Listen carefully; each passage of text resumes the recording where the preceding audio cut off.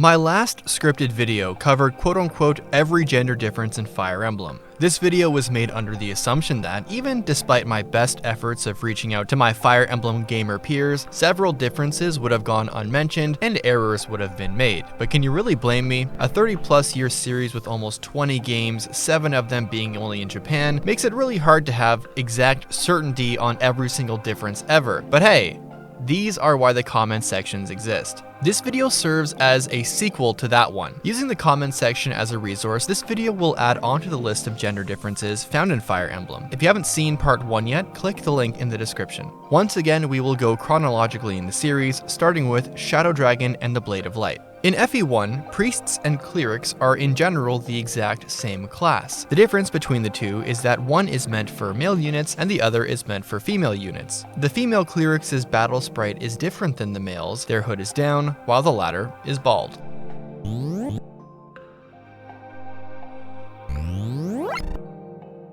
Fire Emblem Gaiden and Echoes, Shadows of Valentia. In Fire Emblem Gaiden, promotion levels for mages were different. Male mages could promote to Sage starting at level 12, while female mages could promote to Priestesses all the way at level 20.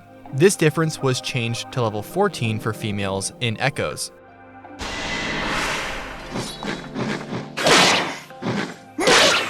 Ready? Good. Mystery of the Emblem. Shockingly, male Pegasus Knights did exist in the Kaga era, but only as enemies. In FE3 they appear as reinforcements and can be recognized by their helmet.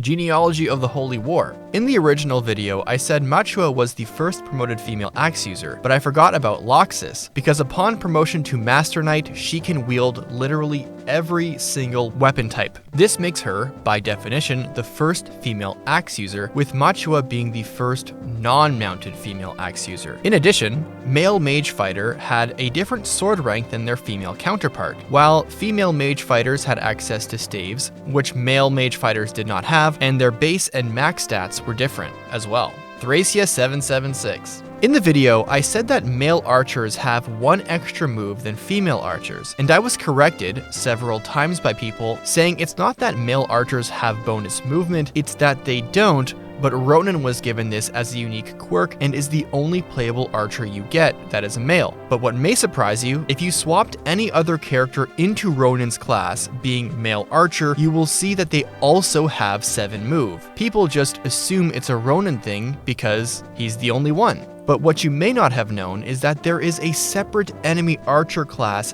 different from the playable male archer one you get, and those actually had 5 move. So in what is perhaps an attempt to make Ronan the character more interesting, they gave his class 1 extra move.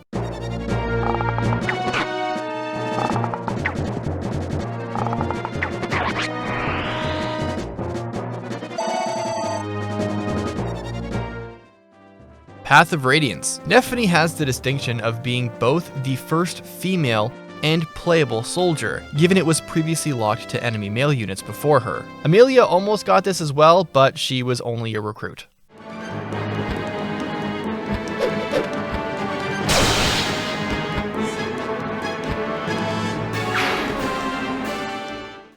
Awakening. Awakening, like Fates after it, had gender-locked DLC classes. They were Dread Fighters for males and Brides for females.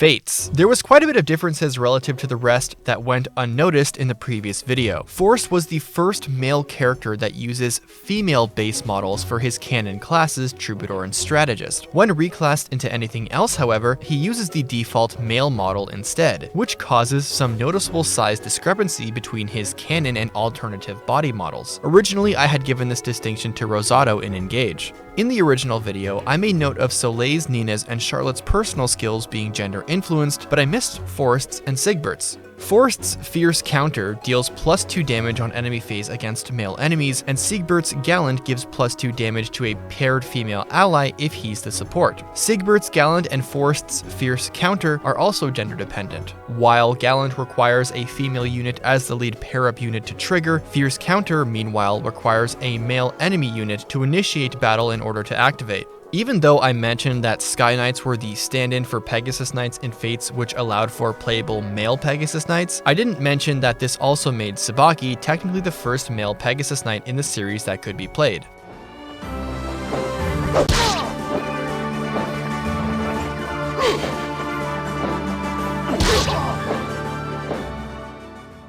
Three houses. There are two possible instances where the game breaks its own gender restrictions for NPCs. During skirmishes, it's possible, though rare, to find male enemy Pegasus Knights. If Hilda was recruited in Azure Moon, her generic replacement for Chapter 19's main story mission will be a female War Master. In both instances, their model and class icons will be that of a generic mercenary NPC, as neither class was intended to be available for male and females respectively. And like I mentioned with Fates' Niles and Orochi being the same-sex marriage options there, Three Houses featured more of them. Female Byleth could marry Edelgard, Dorothea, Mercedes, Rhea, and Sothis, and male Byleth could marry Yuritsa, Yuri, and Linhardt.